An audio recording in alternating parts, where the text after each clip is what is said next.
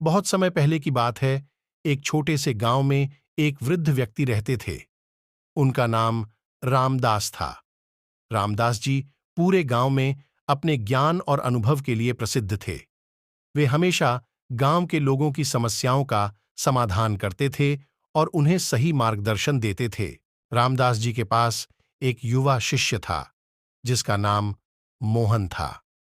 मोहन बहुत ही होशियार और मेहनती था, लेकिन उसे सच्चा सुख और शांति नहीं मिल पा रही थी।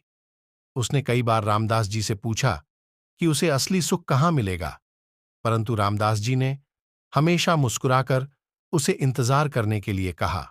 एक दिन मोहन ने फिर से अपने गुरु से पूछा, गुरुजी, मुझे कृपया बताएं कि असली सुख कहाँ मिलेगा। मैंने आपकी बहुत सेवा की है और अब मैं जानना चाहता हूं कि सच्चा सुख कैसे प्राप्त होता है। रामदास जी ने इस बार गंभीरता से मोहन की ओर देखा और कहा, बेटा, असली सुख की खोज करना आसान नहीं है।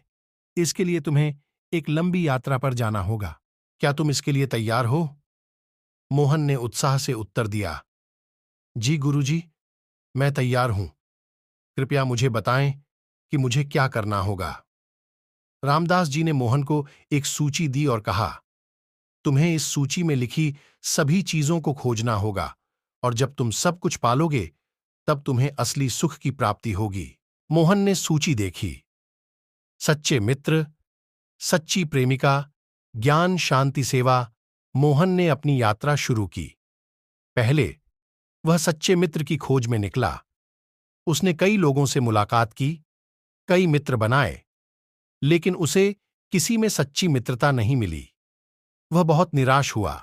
एक दिन उसने एक व्यक्ति से मुलाकात की जिसका नाम सोहन था। सोहन ने मोहन की बहुत मदद की और उसे सही मार्गदर्शन दिया। धीरे धीरे मोहन को महसूस हुआ कि सोहन ही उसका सच्चा मित्र है।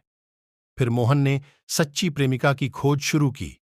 उसने कई लड़कियों से मुलाकात की, लेकिन उसे कोई भी सच्ची प्रेमिका नहीं मिली। एक दिन उसने राधा नाम की एक लड़की से मुलाकात की। राधा बहुत ही समझदार और दयालु थी। वह मोहन की हर बात को समझती थी और उसका ख्याल रखती थी। मोहन को महसूस हुआ कि राधा ही उसकी सच्ची प्रेमिका है। अब मोहन को ज्ञान की खोज करनी थी। वह कई विद्वानों से मिला, कई पुस्तकों का अध्ययन किया, लेकिन उसे सच्चा ज्ञान नहीं मिल पा रहा था। एक दिन उसने एक पुराने साधु से मुलाकात की। साधु ने मोहन को समझाया कि सच्चा ज्ञान बाहरी पुस्तकों में नहीं, बल्कि हमारे भीतर होता है। मोहन ने ध्यान और आत्मनिरीक्षण करना शुरू किया और उसे धीरे धीरे सच्चा ज्ञान प्राप्त होने लगा।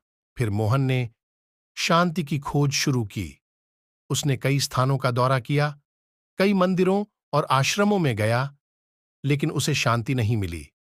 अंत में उसने समझा कि शांति बाहर नहीं, हमारे भीतर होती है। उसने ध्यान और योग करना शुरू किया और उसे आत्मिक शांति प्राप्त हुई। अंत में मोहन ने सेवा की खोज शुरू की।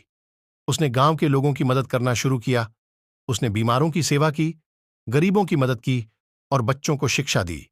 उसे बहुत संतोष मिला और उसे असली सुख की अनुभूति हुई।